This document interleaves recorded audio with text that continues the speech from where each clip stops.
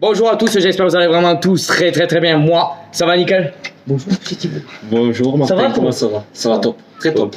Tranquille. Donc, je vous retrouve pour le débrief de hier qui s'est passé au GGL Stadium face à Montpellier, 4e journée de Coupe d'Europe, où c'était l'avant-dernière rencontre de la phase de poule. On sait que le prochain déplacement, c'est contre quoi? Ça va être très compliqué.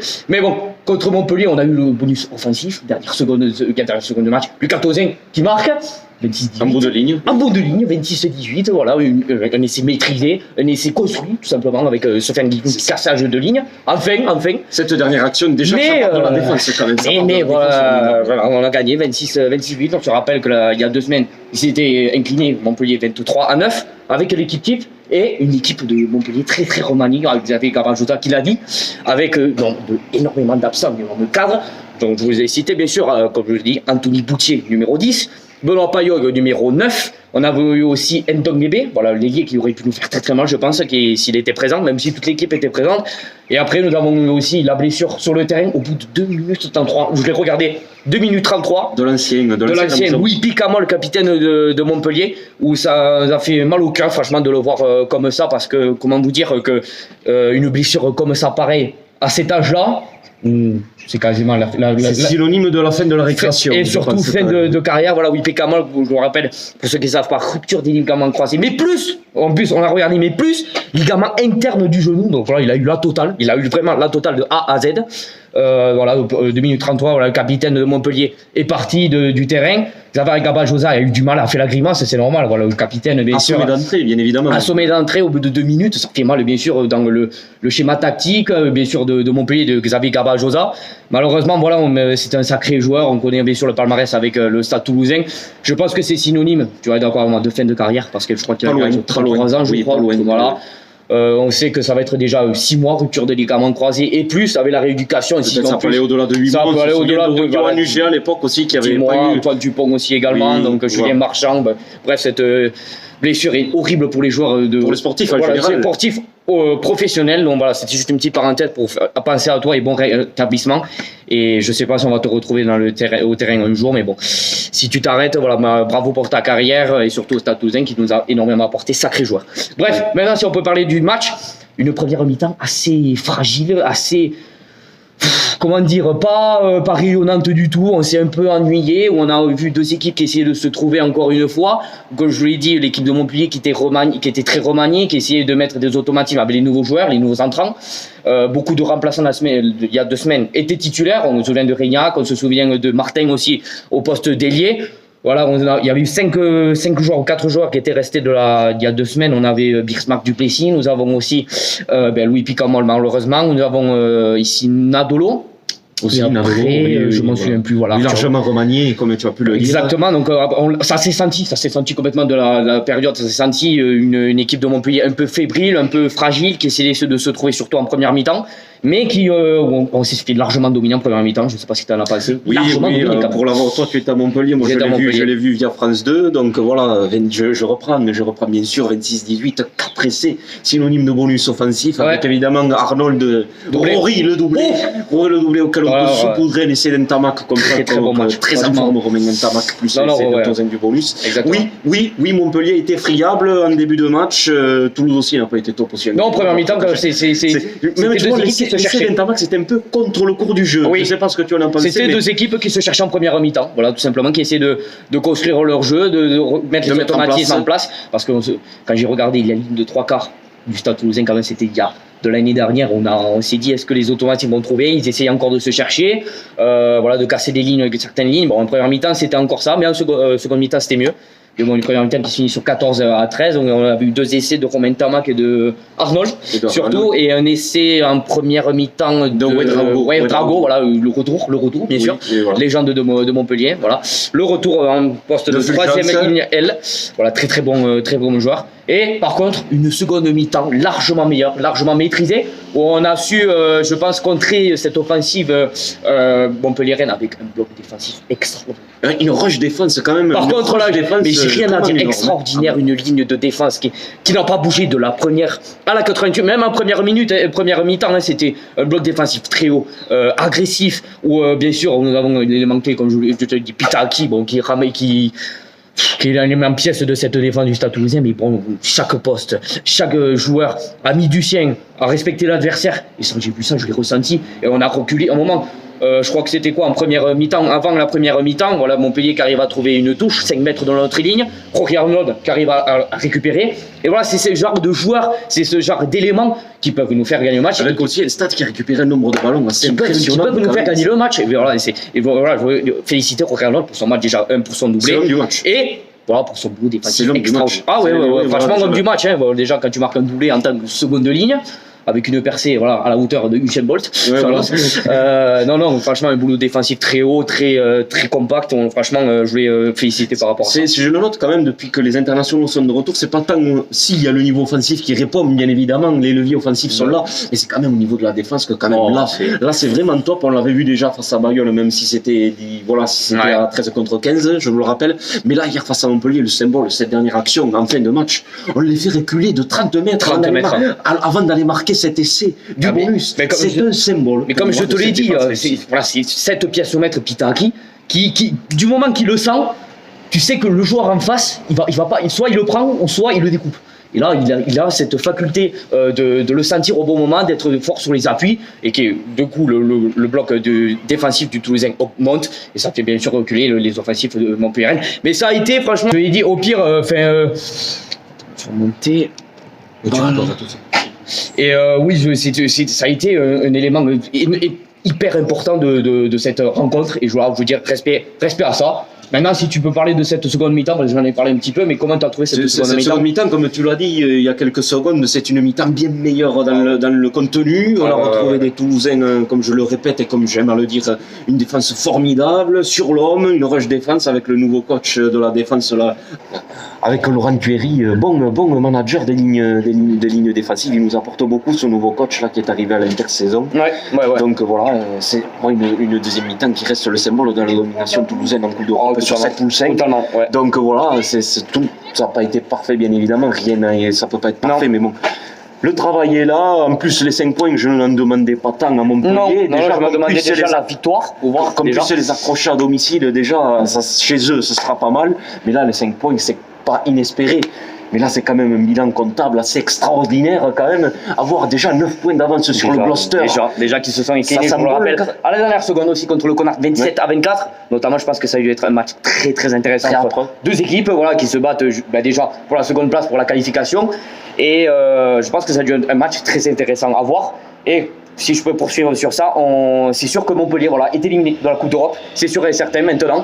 Et le Toulousain, comme je peux te continuer sur ça, et premier avec 18 points. Ça sent bon le quart de finale à domicile. Ça sent bon. Voilà, on va pas se projeter. Il reste encore 2 matchs de poule. Hugo l'a dit, on va rester prudent sur le déplacement, notamment chez les Irlandais du Connacht, qui nous ont beaucoup embêtés en première mi-temps chez nous. Donc s'il pleut là-bas, ça va être compliqué. Même déjà, ça va être difficile. Il y a évidemment la réception du Gloucester. Oula, il y a quand même, on part quand même favori. Je pense. Voilà. Donc il y a quand même de la place dans cette Coupe d'Europe. Il y a un beau parcours à faire. Il y a de quoi faire cette année. J'espère, ouais. Voilà, il y a de quoi. Si on ne retombe pas sur le Leinster en demi ou les Saracens. Voilà. Surtout que j'ai vu le Leinster, il a un match énorme aussi. Un match énorme Leinster ils ont posé 15 à 9 ou 15 à 6. Non, il y avait une grosse marche. Je ne me souviens plus du score. Je ne vais pas vous dire de bêtises, mais ils ont même, je crois qu'ils ont eu le bonus. Je ne veux pas dire de bêtises, mais le Leinster, quand même, ça reste les favoris. Ne pas, comme disait Hugo, ne pas se prendre pour ce qu'on n'est pas. Et faire un match pour d'autres. Il avait dit ne pas se prendre pour d'autres. Voilà, donc. Après, si on peut poursuivre sur les blessés, on va continuer. Malheureusement, Kessin Colby. Je me demande si c'est pas tout à fait par hasard que ça t'arrive. Il fallait que ça tombe sur lui. C'est pas possible. C'est quand même la guigne parce que Colby, il a touché que 2 ballons depuis qu'il est là. Il a pas été, je veux dire, assez mis en avant pour ses compétences. On sait avec bien sûr ses qualités de crochet extraordinaire, sa pointe de vitesse. Il a pas été mis en avant malheureusement. Il a pas eu les ballons efficaces et les ballons suffisants pour montrer son potentiel. Et bon voilà, il y a des matchs comme ça qui font que. On le sait qu'un joueur comme ça est exposé quand même au plaquage quand tu vois des appuis de feu, quand tu le vois ça. C'est qu'il est exposé au plaquage, donc du coup aux blessures. Et là on a vu le résultat. Bon là on l'a vu sur le ralenti, c'était Cory sans faire exprès qui met un coup de pied dans les côtes. Bon, 6 semaines, on le sait, 6 semaines d'arrêt pour notre. Qui ne sera pas là bien sûr, je vous le dis, pour le sacré choc quand même en fin d'année contre Toulon. Malheureusement il ne sera pas là, mais bon je sais qu'il y en avait beaucoup qui voulaient aller le voir. Désolé pour ça, mais bon, vous allez voir quand même du spectacle. On pourra pas quand même être dépendant de Colby, parce que sinon, on a quand même d'autres joueurs. On a d'autres joueurs, exactement. Après, là par contre, on va rentrer sur un truc assez spécial, assez importante du match, qui a pris quand même une bonne ampleur dans ce match, les arbitres. Voilà. Les arbitres. Alors là, les arbitres. Donc si vous n'avez pas vu la petite vidéo que je vous ai fait sur ma page Stade jusqu'à la mort, je vous mettrai un petit screen. J'ai dit les trois surtout, notamment le central, qui, comme tu as dit juste avant qu'on commence, n'est pas au moment dégueu. Mais là, c'est... Autant on le sait, il est connu, Nigel Owens, pour être un arbitre qui explique beaucoup, qui a beaucoup de pédagogie. Il a rien expliqué. Mais là... Mais hier, il a rien expliqué de A à Z, il a juste dit des avantages pour Montpellier en première mi-temps. En première mi-temps, on avait tout faux. Alors que quoi? Les Montpellier, ils grattaient sur le côté, des en avant, des plaquages sans ballon en première et en seconde mi-temps, mais surtout en première mi-temps, on a été que pénalisé. Voilà. Certes, des fois on a été pénalisé, mais Montpellier, de la première à la 40e minute, n'a pas été pénalisé une seule fois, ou 3 fois, tout simplement 3 fois. Les arbitres de touche, ils sont comme ça, ils font ah ouais, non, il n'y a pas photo, jouez. Vous êtes, alors excusez-moi, mais vous êtes des enculés. Excusez-moi de le dire, excusez-moi de le dire, c'est un peu dur, mais comme je vous le dis, vous êtes des enculés, surtout les deux arbitres de touche. J'aimerais illustrer ce propos parce que je me souviens d'une mêlée près de l'embut de Montpellier vers la fin du match où... Oui, on l'a refait 4 fois, on l'a refait 4 fois. D'accord, non, c'est pas celle-là que je parlais, c'était dans la partie de terrain de Montpellier, où on dit qu'il pousse sur le côté, alors qu'on voit bien qu'on enfonce Montpellier, je vois pas où il désaxe la mêlée. Ah mais oui, là où on fait 90 degrés là. Oui, pourquoi il dit qu'on désaxe la mêlée? Ça, je ne comprends pas. Aussi, l'arbitre de touche, notamment celui de droite, le blondinet, là, je sais pas quoi, ou Bismarck Duplessis fait un plaquage de 100 ballons sur Colby, mais bien sûr, il n'y a rien du tout, on joue. L'autre, Nadolo, il met le pied en touche, il tire. Il n'y a pas en touche, on joue tout de suite. Rayak, en première mi-temps, tu sais où il avait fait une erreur, où il remet le ballon sur le terrain, il n'y a pas touche, jouons aussi. Bref, les 3 arbitres de la première à la 80e ont été lâchés. Ont été nuls à chier, tout simplement. Encore que ça n'ait pas de conséquences sur le tableau d'affichage, parce qu'alors là, ça serait pas la même chose. Là, ça aurait été la totale, mais alors là, je vous dis, là, ça a été l'objectif principal de cette vidéo. Si on aurait perdu à cause de ça, alors là, vous aurez pris, je vous le dis. Oui, voilà, mais en même temps, on est content, on sort vainqueur d'une double confrontation. D'une double confrontation face à Siste. Sisterloté. Voilà, on sort d'une double confrontation vainqueur face à Siste, et ça apporte beaucoup en Coupe d'Europe. On sait que c'est le passage, le déclic en phase de poule qui peut nous permettre de passer à l'étape supérieure. C'était là. Et là, donc, du coup. Que ça va être compliqué. Vous savez, quart de finale, demi-finale et peut-être finale, mais bon, on n'en sait rien. On arrive à Marseille, il y a du chemin. Il y a des équipes, des énormes équipes à rencontrer, bien sûr. Une sur Saracens pour ne dire que. Bien sûr, Leicester aussi, même si ils sont un peu un petit peu en dessous, mais bon, vous avez quand même, comme il a dit, des pièces maîtresses. Bien sûr, Leicester, Saracens, Leicester 4 fois champion d'Europe. Le Saracens, 3 fois champion d'Europe, qui a été l'année dernière champion. Mais donc c'est, je sais pas, à voir. C'est une Coupe d'Europe qui, comme pour la Ligue des Champions de foot, est très ouverte quand même. Très ouverte, oui. Très ouverte, il y a quand même 3-4 équipes qui se détachent. Bon, je nous compte dans le lot, quand même, on peut viser le dernier carré, on n'est pas bête à Toulouse, champion de France en titre. Voilà, donc on peut se permettre de viser la demi. Si on tombe contre le Leinster, il va falloir ne pas répéter les erreurs de l'année dernière. Très fort mentalement, c'est juste ça, fort mentalement, fort sur les... Et apprendre, continuer à apprendre, parce que ce sont des jeunes et ils continuent à apprendre. Et on sait que cette équipe de Leicester est toujours compétente et toujours très disciplinée, très forte en intensité. Des jeunes qui reprennent le flambeau de suite, voilà, des jeunes extraordinaires, des Irlandais surtout. Une des meilleures nations du rugby, tout simplement. Et on sait que ça va être compliqué si on tombe sur eux. Mais bon, on n'allait pas encore là. On sait que le prochain match, c'est le Connors. Voilà, un coup d'Europe, ça sera là-bas en Irlande. Moi, je sais pas quoi dire, je sais pas quoi dire. Déjà, mais soyons positifs. Nous avons bilan 4 matchs, 4 victoires. On ramasse un bonus inespéré hier, inespéré. Voilà. On s'attendait pas que Lucas Tozé marquait à la 90+. Voilà, déjà. On s'attendait pas à un bonus offensif, déjà. Non. Donc voilà, soyons heureux. On a déjà presque un pied et demi en quart de finale, 6 à domicile. Et on le sait, je le rappelle aussi, cette petite règle en Coupe d'Europe, que les 2 meilleurs premiers des 6 poules recevront la demi-finale à domicile. Donc là, il y a aussi un petit enjeu, mais là, ça va être compliqué parce que le Leinster, et je sais plus quelle équipe sont loin. Il y a Exeter, mais voilà, Leinster et Exeter, ils sont devant, donc pensons à ça aussi, même si c'est lointain. Voilà, la Coupe d'Europe, il y a des exigences. Après, comme on dit, il faut se concentrer sur le championnat, c'est bien, la Coupe d'Europe, c'est bien, il veut y mettre la plupart de son temps, mais il y a le championnat aussi, il ne faut pas l'oublier. Belle transition, tu l'as trouvé, parce que le prochain match, c'est à Agen à 17h30 samedi. Voilà, 17h30 samedi. qui vient de prendre une tannée face à Bordeaux. Est un challenge le week-end dernier. 73-3 ou 73-3. Même le maire s'y est mis quand même. Même le maire, voilà, bon, si on peut faire une petite truc, voilà, le maire a commencé à. Ouais, est allé voir même l'entraîneur, est allé voir le président pour dire que c'était inadmissible, que c'était répugnant, que c'était dégueulasse envers la ville d'Agen de prendre une tollée. Enfin, il n'y a pas eu de match. Apparemment, même à la mi-temps ou à la 60e, ils voulaient arrêter le match. Ils voulaient déclarer forfait.